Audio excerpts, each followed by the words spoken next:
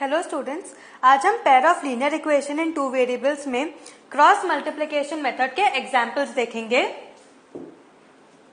Example from a bus stand in Bangalore, if we buy 2 tickets to Malleshwaram and 3 tickets to Yeshwanthpur, the total cost is ₹46। मतलब 46 is the total cost of 2 tickets to Malleshwaram and 3 tickets to Yeshwanthpur. But if we buy 3 tickets to Malleshwaram and 5 tickets to Yashwantpur, the total cost is ₹74. मतलब this is for your equation 1 and this is for your equation 2. Find the fares from the bus stand to Malleshwaram and to Yashwantpur. So let the ₹X be the fare from the bus stand in Bangalore to Malleshwaram and ₹Y be the fare from bus stand in Bangalore to Yashwantpur. So पहली condition क्या होगी, 2x plus 3y is equal to ₹46 and 3x plus 5y is equal to ₹74. ठीक है, तो इसको आप कैसे लिख सकते हो, 2x plus 3y minus 46 is equal to 0 and 3x plus 5y minus 74 is equal to 0. अब देखो, ये क्रॉस मल्टीप्लिकेशन मेथड के हम एग्जांपल्स कर रहे हैं. सो सारे सम्स हम क्रॉस मल्टीप्लिकेशन मेथड से देखेंगे.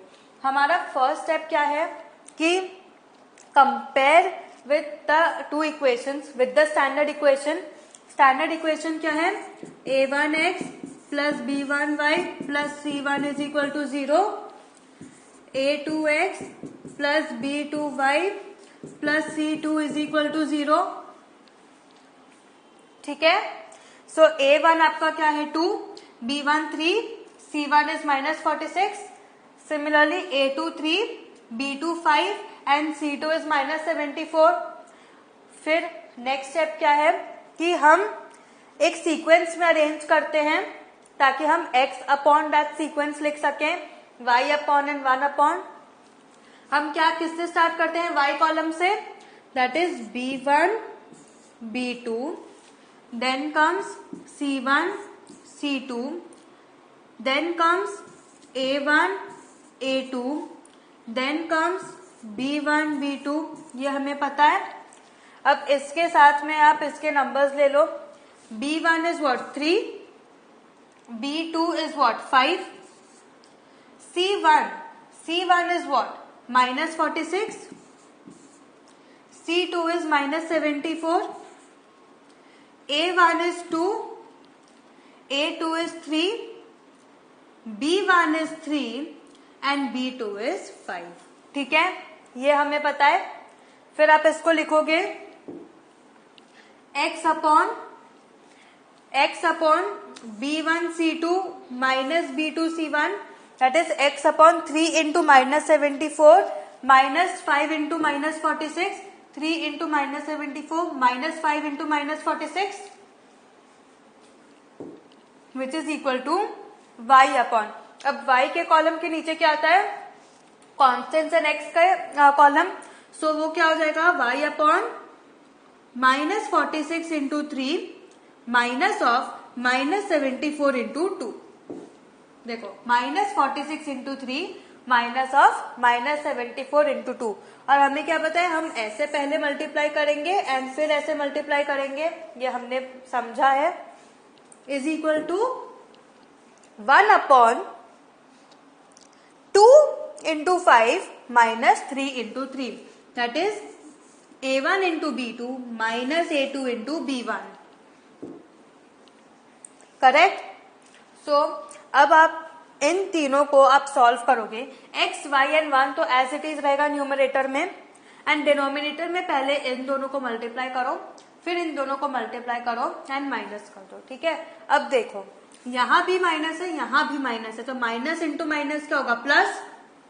साइन का बहुत ध्यान रखना है. सिमिलरली यहां भी माइनस है, यहां भी माइनस है, माइनस इंटू माइनस क्या हो जाएगा, प्लस. ठीक है, सो जब आप इसको सॉल्व करोगे आपको मिलेगा x/8 is equal to y/10 is equal to 1/1. ठीक है,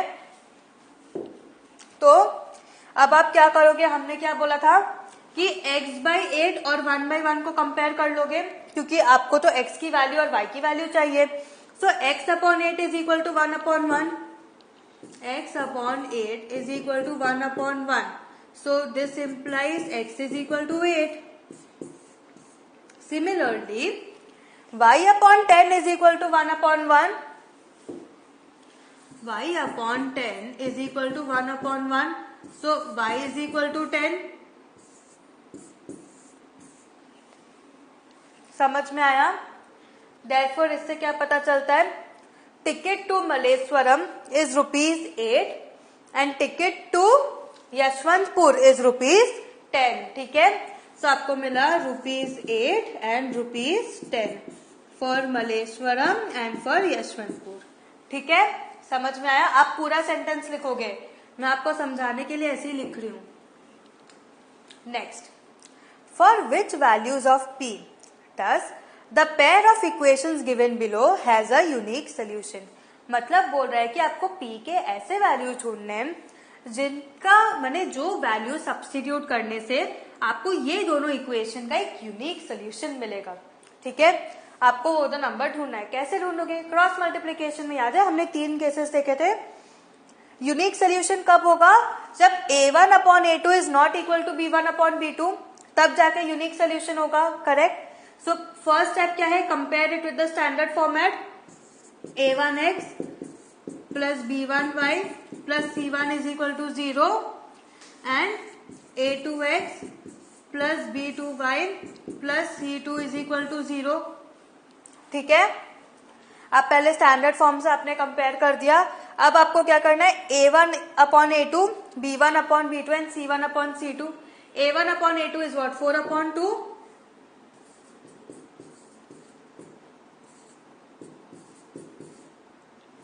which is equal to 2.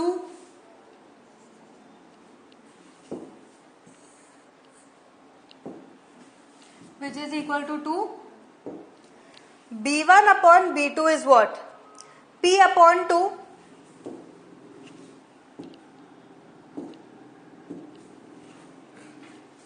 b1 upon b2 is what?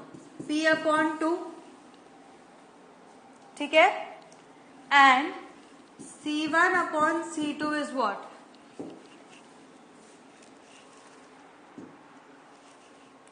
Eight upon 2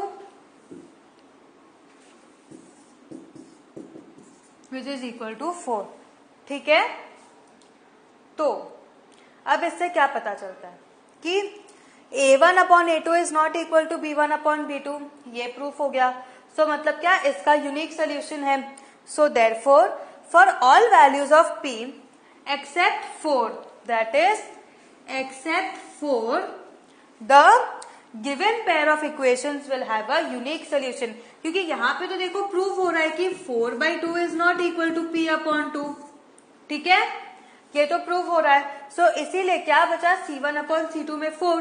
so for all values of p except 4, the given pair of equations will have a unique solution. 4 को छोड़ के बाकी सब numbers जितने भी values होंगे सब में यूनिक सोल्यूशन आएगा. Next, for what values of k will the following pair of linear equations have infinite many solutions. अब क्या है यहाँ पे? Infinite many solution.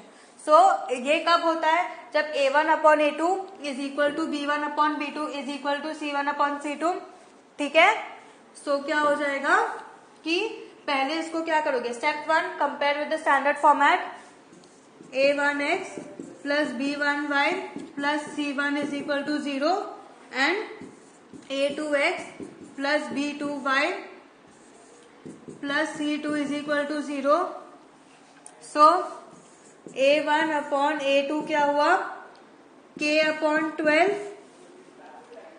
b1 upon b2 क्या हुआ? 3 upon k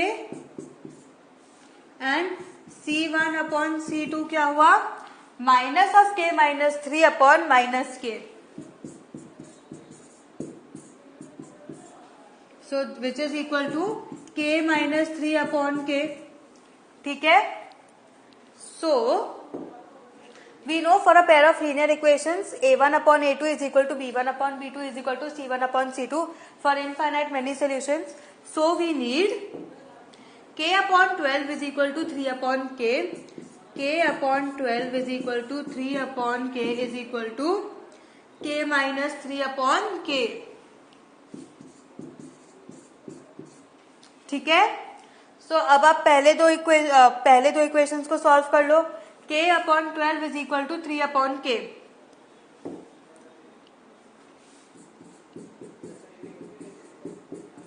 which implies k square is equal to 36, क्योंकि 12 into 3 is 36, that is k is equal to plus minus 6, correct, क्योंकि 36 का रूट क्या होता है 6, वो पॉजिटिव भी हो सकता है नेगेटिव भी हो सकता है। एंड सेकेंडली आप लोगे 3 by K is equal to k minus 3 by के।